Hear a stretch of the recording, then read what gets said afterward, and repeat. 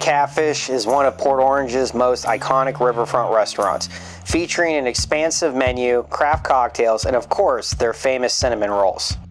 Arriving by boat can be tricky if you're unfamiliar with the route to their docks. In this video, we'll guide you there step by step. Just south of the Dunlop Bridge on the west side of the channel, you'll see a 25-mile-per-hour sign. This is your visual reference point and the beginning of your approach to Catfish.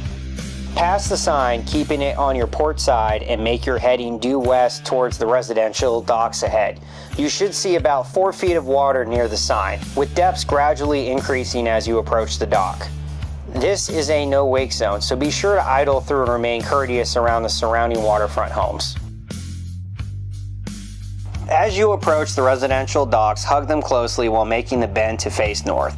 Depths through this stretch typically range from 5 to 7 feet depending on the tide. Be mindful of a large sandbar in this area. Venturing too far from the docks can get you stuck.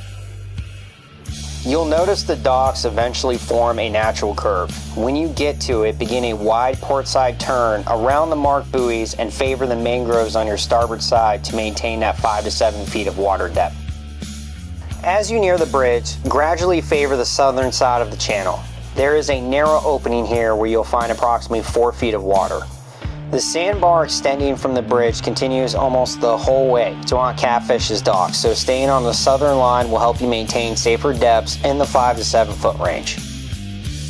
There is a long pier with privately owned slips in this area. Be sure to tie up only at the dock designated for Catfish's customers at the very end. Secure your vessel, then head inside to enjoy some delicious local seafood and unbeatable waterfront views. We hope you found this video helpful. If you did, like and subscribe. And remember, with the Seatel membership, you get exclusive access to on-the-water information from captains that are out here every day. Stay safe.